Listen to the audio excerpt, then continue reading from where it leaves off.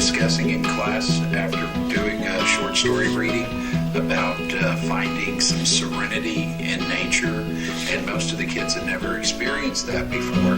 So I got this idea that I wanted to take them someplace so they might have that opportunity. And then I was watching the fall foliage report on the news and said, hey, I'd like to take the kids to Los Maples.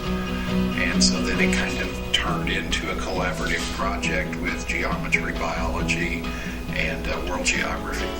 I just figured we'd take the 9th grade honor students, and they all kind of are in those subjects.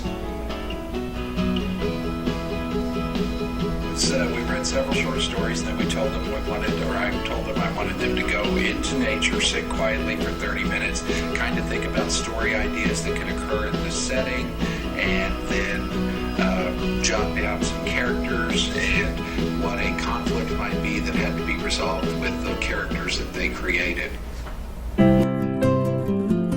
I mentioned to them we're going to a place where there's a change in the leaves, which ties into science and world geography and our Earth as a whole. They were asked to look at things such as the rock formations, talk about tectonic plates and how they shifted and what we saw, and to see the different things that nature has to offer, things that really haven't been messed with very much, that haven't had the human touch to them, and that have developed over time and have created what we enjoy today.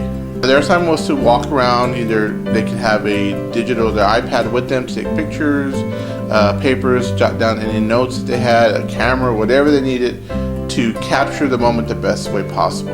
But as we kept going up the mountain, as we saw the different landforms, we were able to see what he was telling us about how erosion can cause huge, unbreakable things like rock to just dig in and make different landforms and different curves in the world. And I thought that was really cool to be able to see it in person.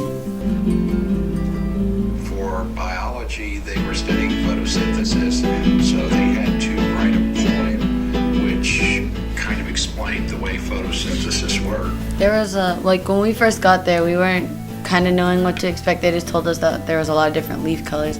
But then right when you drove in, we were kind of up at a level so you could see around, and it was kind of crazy to see all the different colors that just a leaf could be.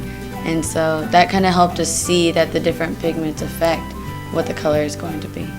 And then we used the iPad to look at our lesson and look at her example of what we were going to be looking for, which was like she took a picture of a leaf and then she wrote a picture and did the whole lesson, and so we knew when we got there this is what we'd be looking for. This year we kind of went more in depth into the chloroplast and how photosynthesis occurs in the chloroplast and how it affects everybody and how important photosynthesis actually is.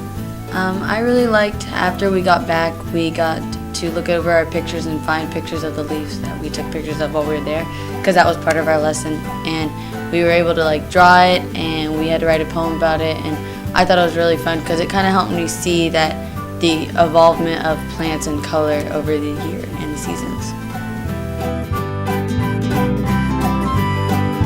Bonding with nature, spending time in the outdoors. It was very peaceful. I liked it. I saw the different types of leaves, and they were just all scattered around. It was pretty cool. It was really nice. It was nice being able to walk with everyone and then bond. To come here, make sure you wear the right tennis shoes.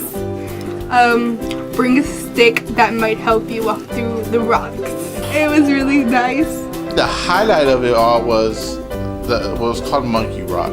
Every student said, "Sir, did you go see Monkey Rock?" I'm like, "Yes."